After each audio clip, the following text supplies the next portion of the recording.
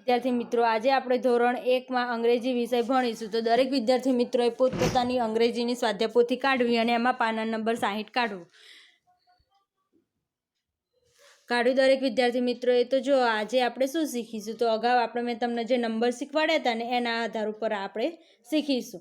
અને અગાઉ મેં તમને નંબરે તૈયાર કરવા આપ્યા હતા 1 થી 10 સુધી. એ નંબર કહેવાય 1 થી 10 સુધી. 1 2 3 4 5 6 7 8 9 10, આગળ 11 10, એ બધા નંબર કહેવાય. એ 1 થી 10 સુધી મેં તમને નંબર શીખવાડ્યા હતા અને તૈયાર કરવા આપ્યા હતા અને લખવા આપ્યા હતા. પછી 1 થી 10 સુધીના સ્પેલિંગો, પછી એનું અંગ્રેજીમાં ઉચ્ચારણ, શબ્દોમાં અર્થ, એ પણ મેં તમને આપ્યું તો તૈયાર કરવા, એટલે લખવા. તો તમે કર્યું ને?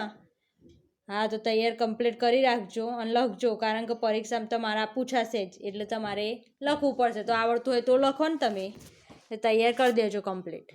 હવે આપણે એના આધાર ઉપર આ જોઈએ, ચિત્રો ગણો અને અંગ્રેજીમાં અંક લખો. તો આ બધા ચિત્રો છે, એમાંથી તમને લાઇનસર આપે છે કે ભાઈ આ ચિત્ર છે એ એક સરખું ચિત્ર આપેલું હશે, એ ગણવાનું તમારે. જો અહીંયા કપ, તો કેટલા છે આપણે ગણવાના ને પછી બાજુમાં આપણે નંબર લખવાનો. તો અહીંયા આપણે જોઈએ, જો હું તમને બતાવું, 1 2 3 4 5 6 7, તો 7 કપ છે, તો અહીંયા 7 લખવાનું. પછી અહીંયા કેટલા ઝાડ છે, તો 1 2 3 4, તો 4 લખવાનું. અહીંયા 4 એટલે અંગ્રેજીમાં આ ઝાડને શું કહેવાય? ટ્રી. પછી આ સન કહેવાય ઇંગ્લિશમાં, નામ સૂર્ય.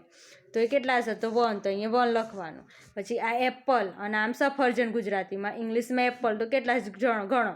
1 2 3 4 5 6 7 8 9 10, તો 10 લખવાનું. પછી અહીંયા કેટલા હાઉસ છે, તો 1 2 3, તો 3 લખવાનું. હાઉસને શું કહેવાય ગુજરાતીમાં? ઘર. પછી આ કેટલી ધજા છે?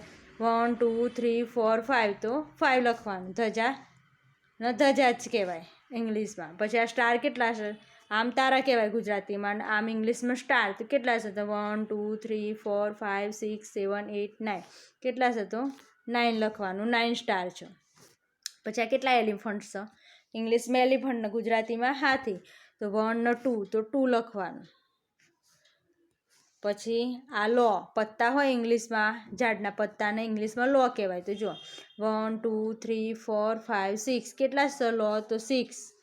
પછી આ ગુજરાતીમાં પતંગ કહેવાય ને ઇંગ્લિશમાં કાઇટ. કેટલા કાઇટ છે? તો 1 2 3 4 5 6 7 8, 8 કાઇટ. પડી ખબર? આ રીતે તમારે કરવાનું છે. ચિત્ર કેટલા છે એની સામે નંબર લખવાનું છે. અહીંયા મેં તમને જવાબ સાથે લખી દીધું છે અને સમજાવી દીધું. તમારે આ રીતે તમારા સ્વાધ્યાય પોથીમાં પૂરી દેવાનું અને તૈયાર કરવાનું. હવે આપણે આગળ જોઈએ.